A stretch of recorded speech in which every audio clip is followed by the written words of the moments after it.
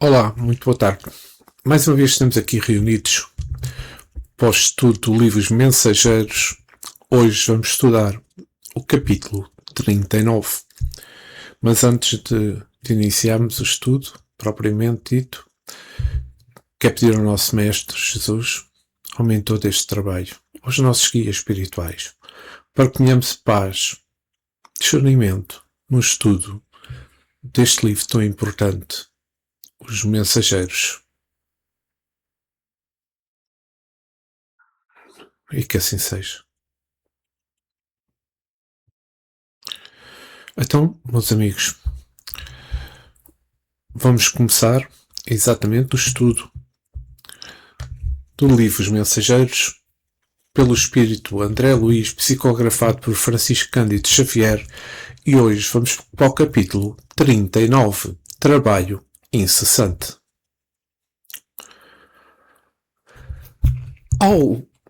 Mas antes quero só dizer uma pequena coisa, estou-me já um pouco a adiantar. Eu queria dizer que nós, quando estudamos o capítulo 38, principalmente nós percebemos que há muitas casas espirituais que servem para atender os espíritos dos encarnados durante os sonos. É pelo que as pessoas que têm condições morais, as pessoas que têm condições espirituais, dormem e os seus guias a conduzem a um ambiente espiritual de uma casa para receber instruções, receber conhecimentos, estímulos e também tratamentos para continuarem o seu caminho no corpo da carne. Vários espíritos saem do corpo com muito esforço, pois emborrem, como se costuma dizer, não aparentam estar doentes, cansados, sob o ataque dos espíritos inferiores. Conforme foi explicado neste capítulo 38, muitos poucos podem ter o chamado sono lúcido. E vamos estudar o capítulo 39. Ao alvorecer, observei que Aniceto recebia numerosos amigos, com os quais se entendeu em particular. Informou-nos o estimado orientador, por espírito de delicadeza, que trazia consigo incumbências várias, de acordo com as instruções de Telésforo, das quais era forçado a tratar em caráter privado, não nos ocultando, todavia, o objetivo essencial que era, ao que disse, o combate ativo a uma grande cooperativa de desencarnados ignorantes congregados para o mal. Enquanto se mantinha em conservação íntima, ouvimos por nossa vez outros amigos da faina espiritual. O dia raiava, agora com soberano esplendor. Tínhamos a impressão de que a chuva da noite varrera as sombras do firmamento. Pelo número de trabalhadores espirituais que pernoitavam na casinha humilde, reconheci a importância naquele núcleo de serviço tão apagado nos olhos do mundo. Uma senhora que se aproximou de nós exclamava comovida: Aqui...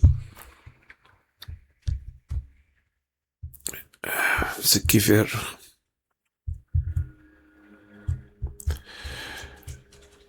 Vamos continuar a leitura e depois mais à frente eu comento.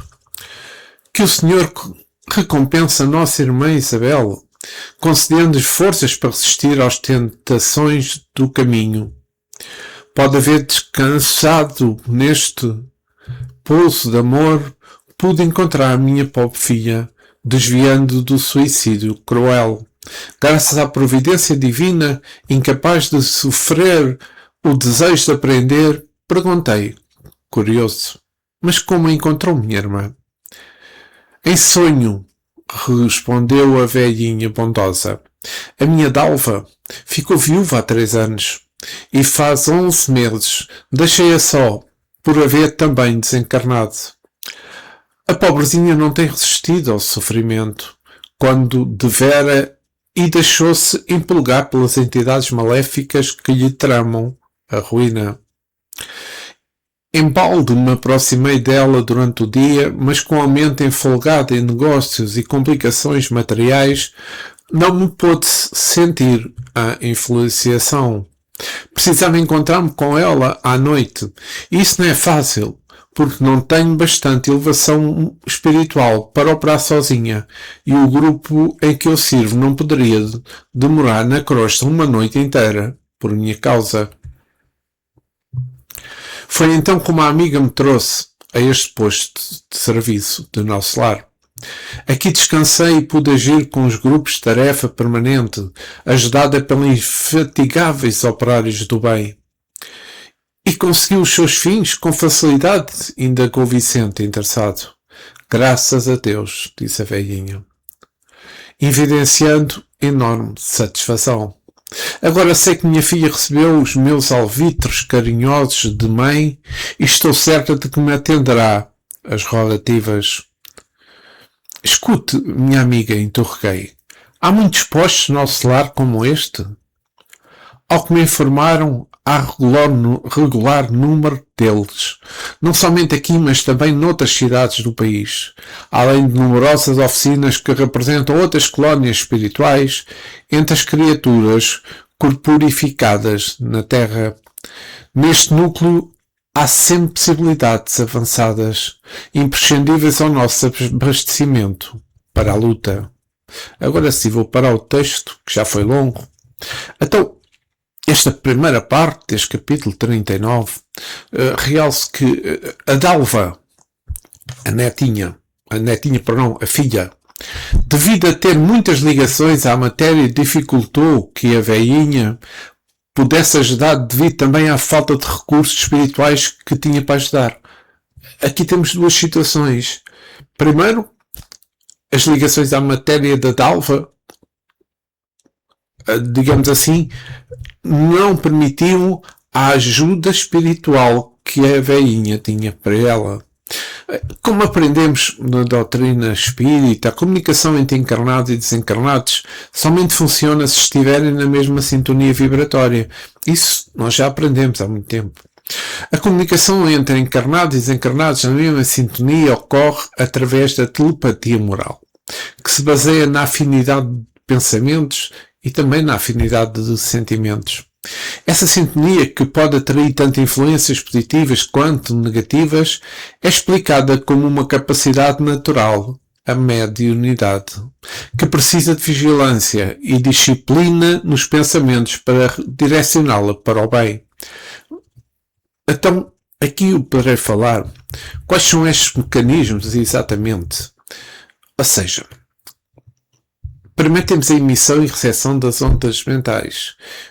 Nós pensamos, nós emitimos ondas mentais que podem ser captadas por outros seres que estejam na mesma sintonia vibracional, sejam eles encarnados, sejam desencarnados. A sintonia, que é preciso, mental também. A comunicação depende do grau de afinidade entre os indivíduos. Uma sintonia positiva atrai bons espíritos, enquanto uma sintonia negativa ligada a desejos ou pensamentos inferiores atrai espíritos menos elevados. Então o que é que nós precisamos fazer? Oração e vigilância. O Espiritismo nos aconselha a vigiar os nossos pensamentos e a orar evitando cair em tentação, pois os maus pensamentos abrem portas para influências que são negativas. Então, também nisto temos a responsabilidade pessoal. É que cada pessoa é responsável pelas influências que atrai. Ao disciplinar o pensamento é possível fortalecer o espírito a atrair ajuda para o caminho evolutivo. Ou seja, se nós temos pensamentos negativos, nós estamos a atrair influências negativas. Se nós temos pensamentos positivos no bem, na ajuda para os outros, quando nós temos a ajuda daqueles espíritos que são superiores. Mas, com isto tudo, o que é necessário fazer? A reforma íntima. Alterarmos o nosso interior, os nossos pensamentos, os nossos atos, as nossas ações no dia a dia. Irmos corrigindo aquilo que estamos a fazer incorreto. E quando agimos, temos de pensar que estamos a agir sem influenciar os outros, sem prejudicar os outros. Mas, neste exemplo, que estamos a ler no texto, estamos a falar de dois encarnados. E é importante referir que o trabalho de Dona Isabel é muito importante, permitindo ter, como eu poderei dizer, uma casa onde os trabalhos se possam realizar. Na Vinha de Luz, no ponto 48, cooperemos fielmente. Emmanuel nos diz: Deus visita a criatura pela própria criatura. Então, o que significa esta frase de Emmanuel?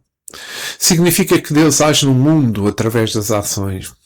Deus age no mundo através dos pensamentos e até mesmo dos erros e dos sofrimentos dos seus filhos, que são as suas próprias criaturas. A ideia central é cooperação e colaboração do mesmo ser humano na mesma evolução e na obra divina. É que o ser humano é o canal pelo qual Deus, seja através da sua capacidade de trabalhar, de imaginar, de experimentar ou até mesmo de errar, são oportunidades de aprendizado e crescimento. Deus inspira, a criatura age. Deus permite, a criatura experimenta. Isso significa que a inteligência e as ações humanas são ferramentas para superar desafios, como por exemplo a invenção do avião e do automóvel, para diminuir distâncias, conforme mencionado por Emmanuel. A evolução através do próprio esforço é extremamente importante. Embora Deus conceda as oportunidades, a virtude é como uma aquisição. É uma aquisição pessoal, através do esforço, através da experiência, que se torna uma sublime e morredora aquisição do espírito.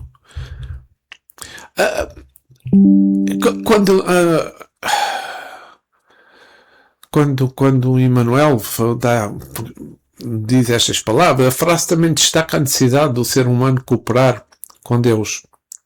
Afirma-se que somos cooperadores de Deus e que a porta da colaboração com o amor divino está sempre aberta para todos os que desejam fazer o bem, esclarecer a ignorância e trazer harmonia.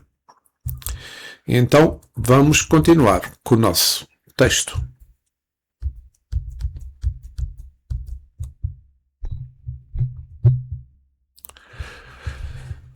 Nesse instante, dois camaradas que nos haviam dirigido a palavra durante a noite, despertando-nos sincera simpatia, apresentaram-nos saudações. Mas como? Perguntei. Retiram-se tão cedo? Vamos ao trabalho, respondeu um deles. Hoje, à noite, realizar-se-á o estudo evangélico e devemos auxiliar os irmãos ignorantes e sofredores que estejam em condições de vir até aqui. Há também uma semelhante tarefa, indaguei, espantado. Como não, meu caro? O próprio Jesus já dizia, há muitos séculos, que a seara é grande. Há trabalho para todos. Cumpre reconhecer que esta oficina de assistência cristã funciona há quase 20 anos, de maneira incessante. Vocês, no entanto, interrogou André Luís, permanecem aqui desde os primórdios da fundação? O intelector esclareceu prontamente. Peço imensa desculpa. O interlocutor, peço imensa desculpa, esclareceu prontamente. Não, muitos de nós fazem aqui estágios de serviço. Somente alguns colaboradores de Isidoro e Isabel aqui estacionam desde o início da instituição. Nós outros, contudo, não nos demoramos em trabalho por mais de 2 anos consecutivos. Um posto como este é sempre uma escola ativa e santa. E os que se encontram no clima de boa vontade não devem perder ensejo de aprender. Desculpem-me tanta interrogativa, voltou André Luís, mas estimaria saber se vocês são os únicos com as atribulações de recortar os que ignoram e sofrem para a instrução e o consolo. Não. Edgardo e eu somos auxiliares apenas de alguns quarteirões do centro urbano. Neste ramo de socorro, os colaboradores são numerosos. E vou parar aqui o texto. Então, estava aberto o trabalho aqui para os encarnados e a ver o estudo do Evangelho. Que importante é isto, o Evangelho no lar. Então que surge dois espíritos, que retirando-se na procura de outros espíritos que procuram ajuda. Posso dizer que procuram espíritos diferentes, uns procuram esclarecimentos para a sua evolução, ou seja, espíritos ignorantes. Falo de instrução e de consolo. Na questão 115 do Livro dos Espíritos, pergunta se um espírito, pergunta Allan Kardec, claro, se os espíritos foram criados bons e outros maus.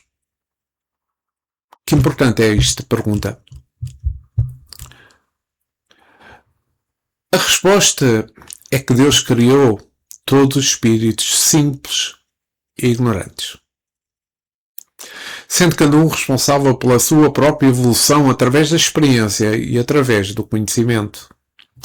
A passagem explica que todos os espíritos no início são como crianças que progridem, à medida que avançam na fase da vida, adquirindo conhecimento ao longo do tempo. A comparação com uma criança eu acho que é importante para se perceber.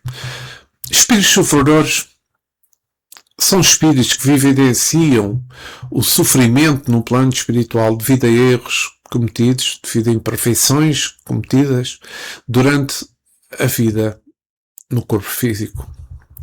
Este sofrimento pode ser causado pelo apego ao materialismo, pelo orgulho, pelo ódio, pelas paixões terrestres e pela falta de arrependimento sincero.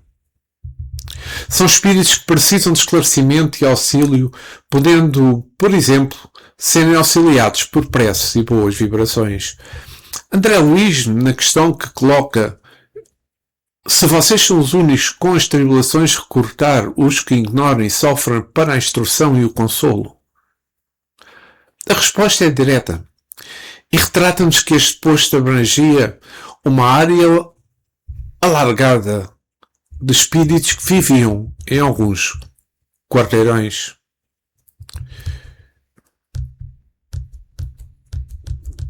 E vamos continuar.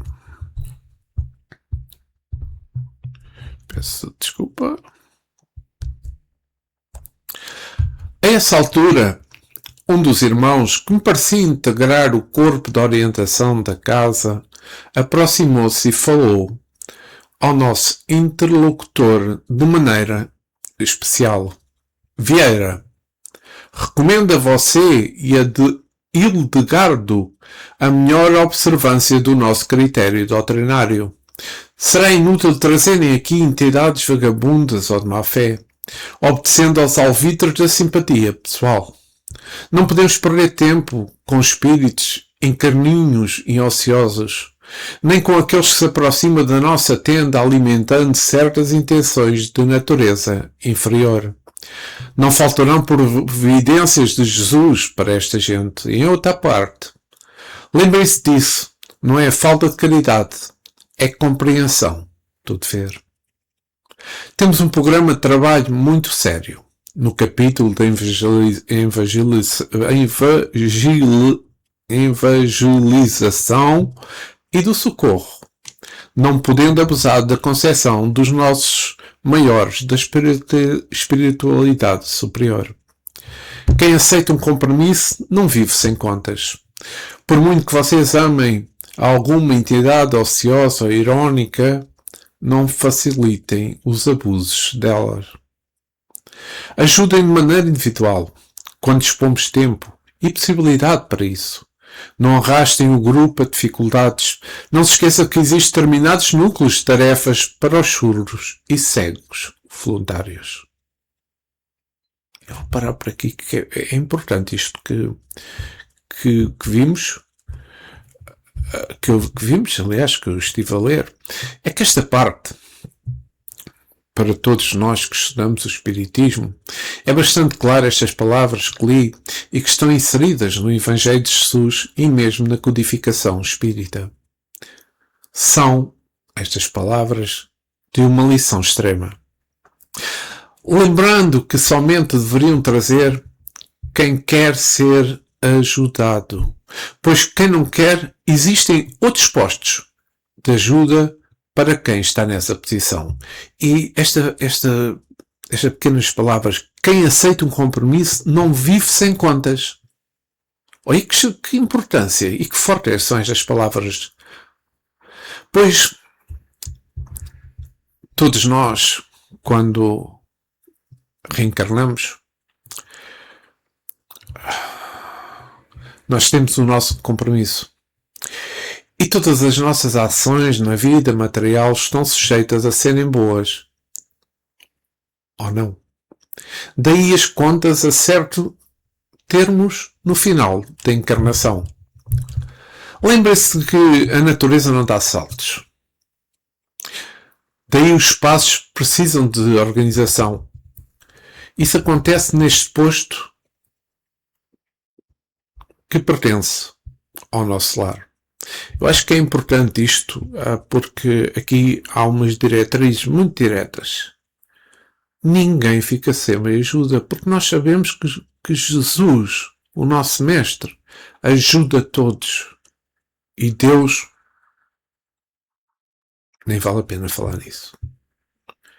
Por isso, aqui é uma questão da organização. É uma questão de haver um foco numa realização e a forma de não se dispersarem com aquilo que têm para organizar, nomeadamente na ajuda, naqueles que já querem ajuda, daqueles que já demonstraram que querem ser ajudados. Vou continuar com o nosso texto, que está a ser extremamente interessante. Vieira e o colega fizeram-se palidíssimos, não respondendo a palavra. Quando o orientador se afastou sereno e ativo, Vieira explicou, desapontado. Recebemos uma admoestação justa. E porque visse nosso desejo de aprender, prosseguiu atencioso. Infelizmente, Hildegardo e eu temos alguns parentes desencarnados em dolorosas condições espirituais. Na reunião passada trouxemos o meu tio Hilário e o meu primo Carlos. Embora soubéssemos que ambos não se encontram preparados para reflexões sérias, pelo desrespeito às leis divinas, em que se movimentam nos ambientes inferiores. Manifestaram-se ambos, porém, tão desejosos de renovação que ouvimos acima de tudo a simpatia pessoal, esquecendo a necessidade de preparação conveniente. Vieram conosco. Sentaram-se entre os ouvintes numerosos. Mas em meio dos estudos evangélicos, tentaram assaltar as faculdades mediúnicas da irmã Isabel, para a transmissão de uma mensagem de teor menos edificante. Sentindo-se a vigilância e surpreendidos pelos cooperadores desta santíssima oficina, revoltaram-se, estabelecendo grande distúrbio. Não foram as barreiras magnéticas do serviço da guarda, se não fossem as barreiras magnéticas do serviço de guarda, teriam causado males muito sérios. Assim, a reunião foi menos frutuosa, pela grande perda de tempo. Ora, naturalmente, fomos responsabilizados. Meu Deus! Exclamou Vicente admirado. Quanta lição nova! Sim, meu amigo, tornou Vieira resignado. Aqui não devemos abusar tanto do amor como no circo carnal. Ninguém está impedido de ajudar, querer bem, interceder. Todos podemos auxiliar os que amamos com os recursos que nos sejam próprios, mas a palavra dever tem aqui uma significação positiva para quem deseja caminhar sinceramente para Deus. Olha que lição esta tão importante. Então, esta última parte deste capítulo eu dou realce a um bom senso com o objetivo de evitar o que se tinha passado anteriormente. Pois se pensarmos que se devem assistir todos os espíritos, é claro que sim. Mas eles têm de estar dentro de um certo tipo de características, capazes de ter ajuda naquele posto. Mas se assim não acontecer, existem outros postos que os recebem. Isto é quase como estando numa mesa mediúnica e certos médios receberem espíritos que vêm destabilizar o estudo, que vêm destabilizar a mesa. Isto pode provocar uma alteração tão grande naquele dia, naquelas horas, naquele espaço, porque é preciso entender quem quer, é preciso entender quem deseja e por vezes aqueles que se passam a dizer que querem, mas não querem no final, que desejam, mas gozam com o trabalho que se está a fazer. Isto é preciso muita atenção. Ou seja, como estava a dizer, eles recebem sim, os espíritos têm estado dentro de umas certas características para serem capazes de ter ajuda naquele posto. Se assim não acontecesse, existem outros postos que os recebem. Tudo isto com o objetivo de não destabilização dos trabalhos a serem realizados na casa de Dona Isabel. O dever deste posto nos trabalhos espirituais inclui a responsabilidade, a pontualidade, a assiduidade e a busca pela procura, que às vezes falo buscar palavras em brasileiro, a procura pela reforma íntima, visando o progresso individual e coletivo. É necessário manter uma certa sintonia com o trabalho espiritual, através da prática do bem, da humildade, do amor, da tolerância e de um preparo mental, físico e emocional muito adequado. Segundo André Luiz, segundo André Luiz, o compromisso do trabalho inclui o dever de associar-se a criatura ao esforço e equipa na obra a realizar. Obediência digna tem o nome de obrigação cumprida num dicionário da realidade.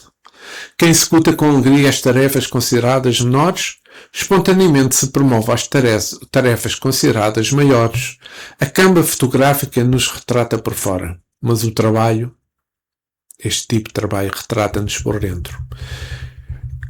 Quem escarnece da obra que lhes honorifica a existência desprestigia a si mesmo. Servir além do dever não é bajular, e sim entesourar apoio, experiência, simpatia e cooperação. A formação e a complementação de qualquer trabalho é preciso compreendermos para sermos compreendidos. Quando o trabalhador converte o trabalho em alegria, o trabalho se transforma na alegria do trabalhador.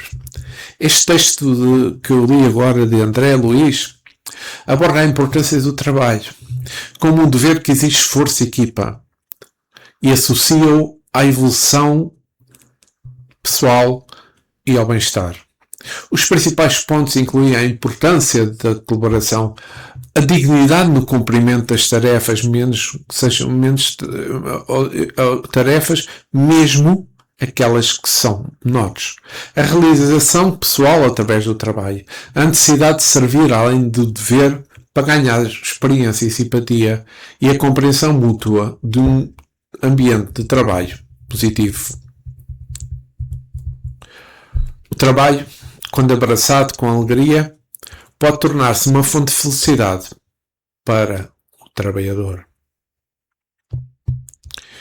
E com isto chegamos ao fim do estudo do capítulo 39, que espero tenha sido do vosso agrado. Mestre, o espírito mentor deste trabalho, aos nossos guias, muito obrigado pela paz que nos permitiram e também pelo discernimento que eu espero ter tido para explicar estas partes do capítulo que lemos. Obrigado e que assim seja, agora e sempre.